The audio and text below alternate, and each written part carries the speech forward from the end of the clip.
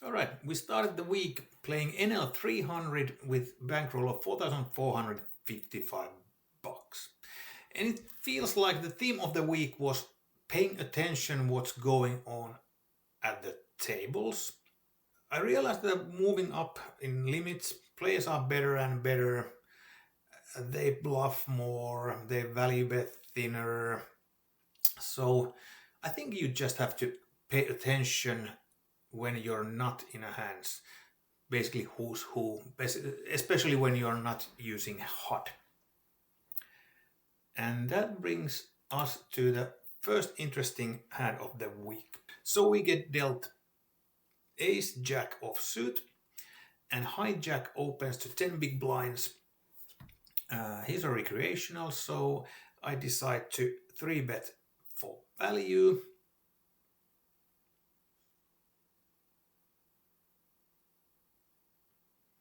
And only the recreational calls. Flop comes jack high, so we have top. I bet half pot. I decide to bet a little bigger when the board is so draw heavy. And now the villain raises us. He raises on really small size. And I feel like the best play here is to just call.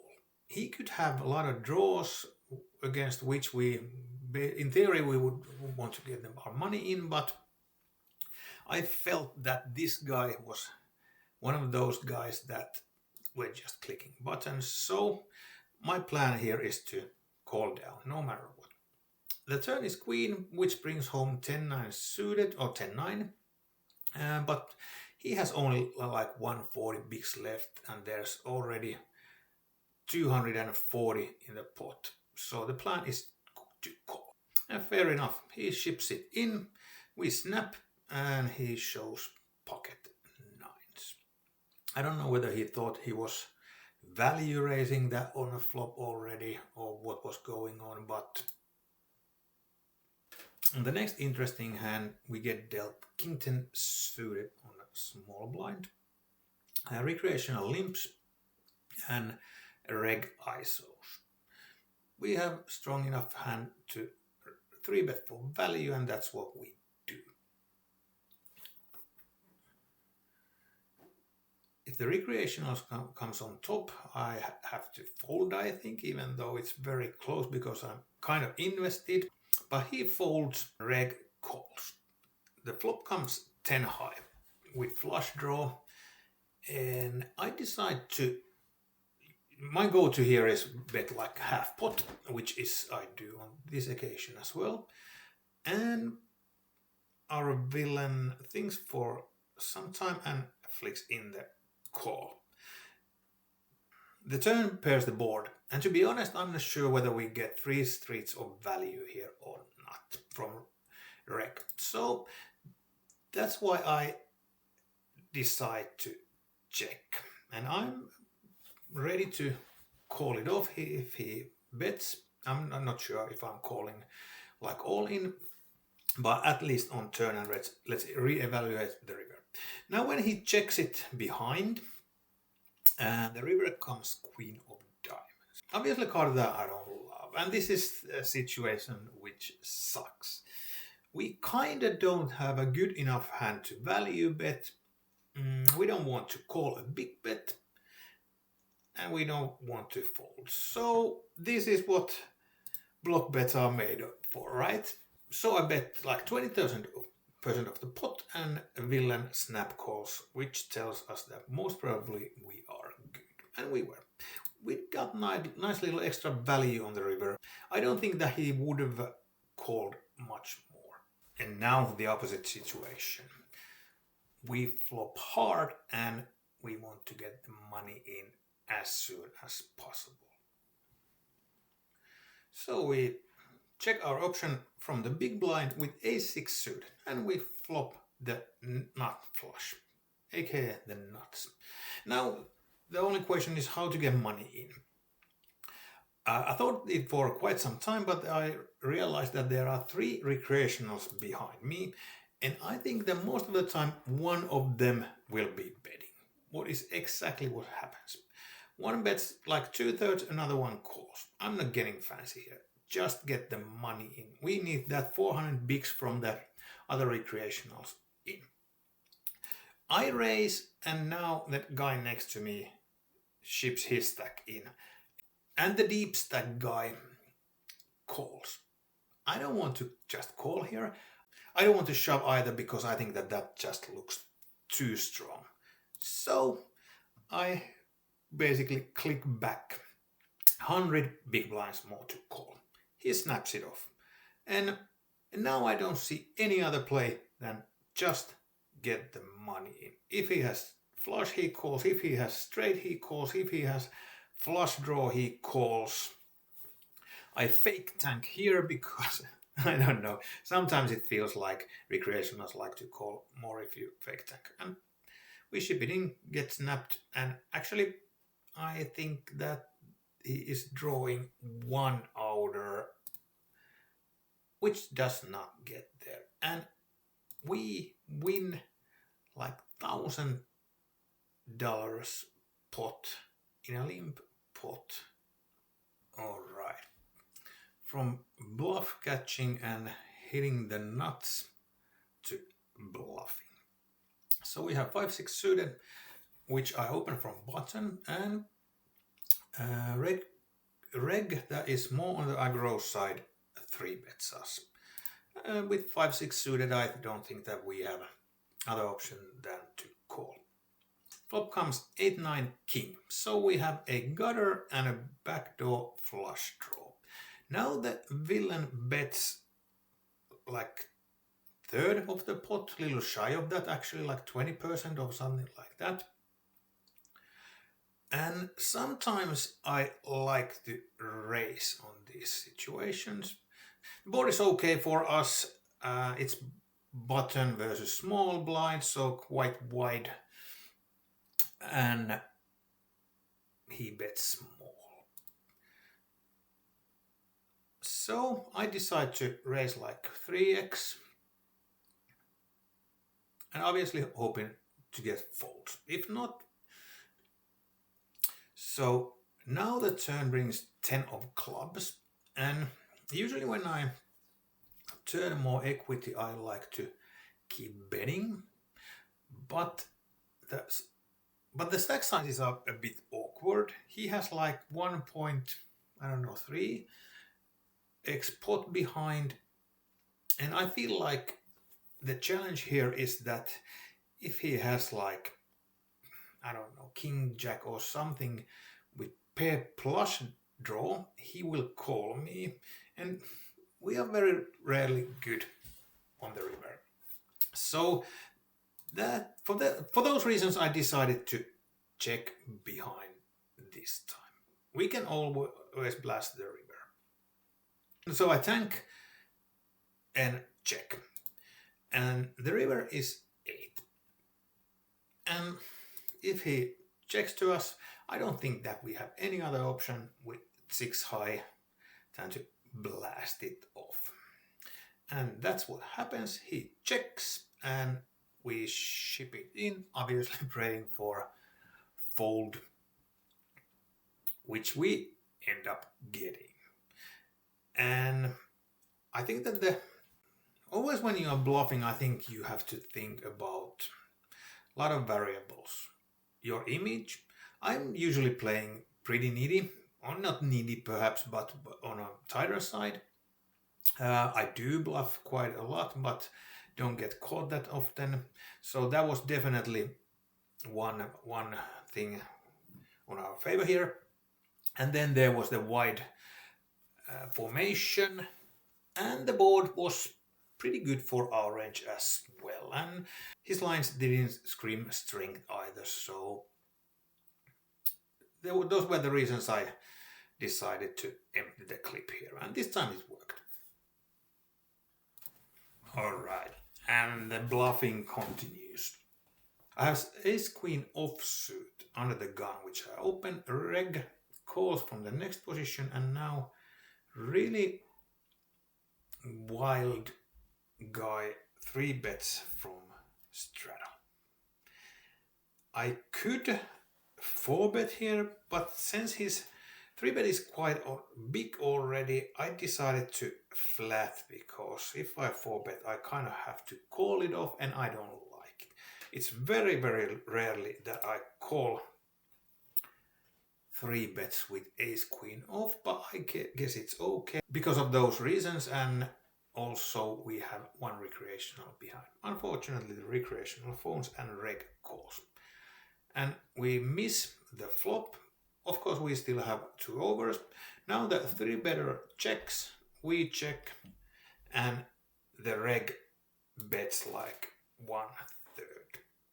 I think that if he were to have a really strong hand, he would bet bigger. So I decide to make the call. I could even have the best hand here from time to time. So, and then I check the turn to him. And now when he checks back, I think he's pretty much capped to weak 1 pair hands. And we have ace high. So his range is weak. We can have anything.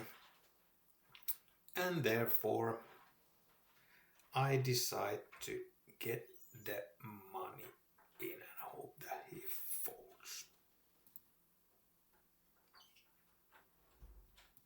He thinks for some time before flicking in the call with 10-8 suited. So I was right and I was wrong. On the turn he had weak 1 pair hand, but he rivered 2 pair. Alright, back to bluff catching. At the end of the day, this one came down to one question. Does his line make sense? So I open king queen off from under the gun, only 1 recreational calls. Here I can either check to check raise or bet.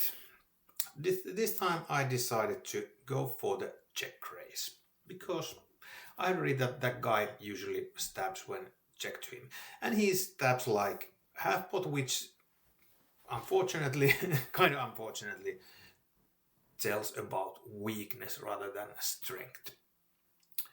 Now that I raised him, he called, and the turn brings an ace.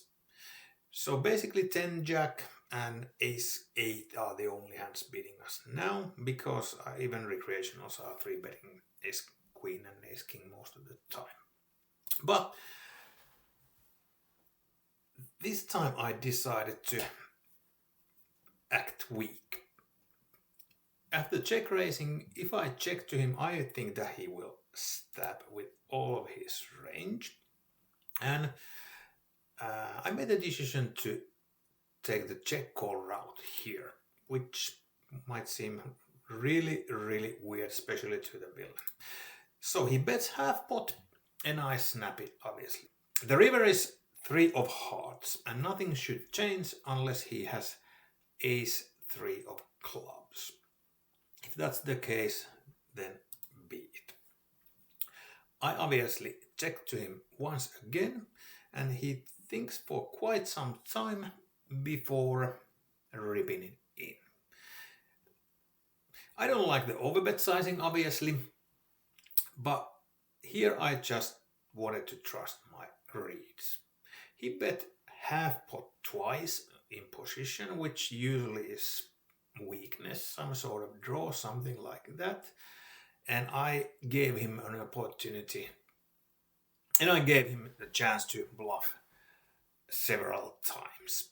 And I think that he has more missed draws in his range than those specific hands, ace 3, ace 8, 10 jack, that beat us. So I flick in the call and we are right. He had a missed flush draw. The villain in this hand had been firing at everything. I'd been watching him for 20-30 minutes without playing a bigger hand with him. So I 3-bet to 30 bigs and he calls. The flop comes ace 4-8 and I decide to bet on the smaller side to induce bluff and to get calls from all kinds of garbage hands. He thinks for quite some time before calling. Now turn brings in the flush, which obviously we don't like. And therefore I decided to check it to him.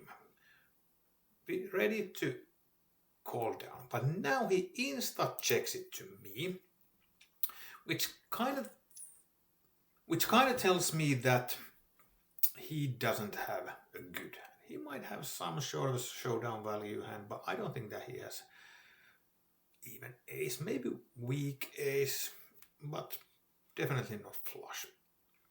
The river gets even worse. Now there's a 4 to a flush there, and I just don't think that I can value bet here.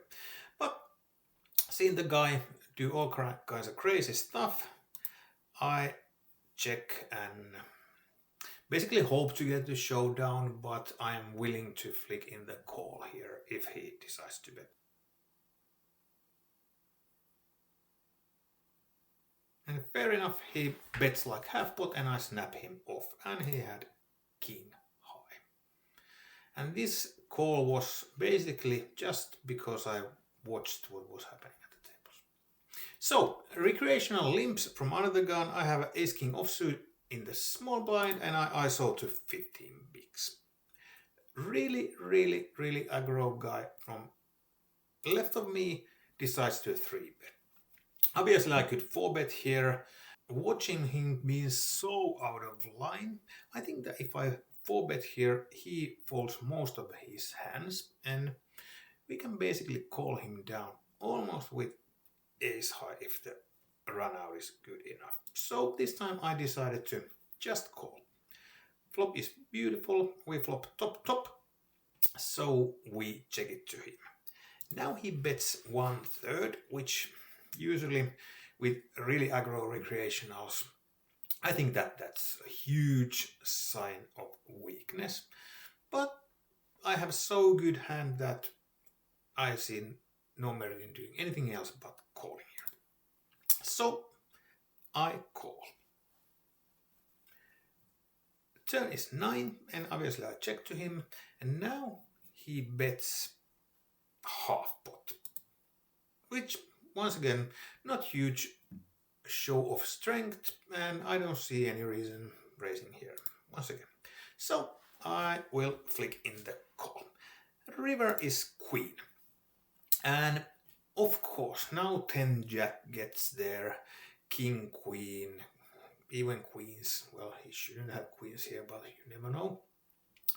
So if he ships it in here right now, he basically says he has 2 pair plus, or aces or ace king possibly.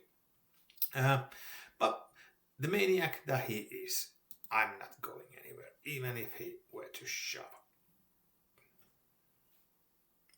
And that's exactly what he does, and as you can see I snap it off and he shows us 10-9 suited. This one's interesting. So I limp 8-9 suited after half the table, limping, flop mid pair and check it, and it gets checked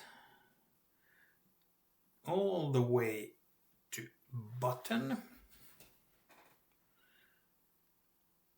and he checks as well.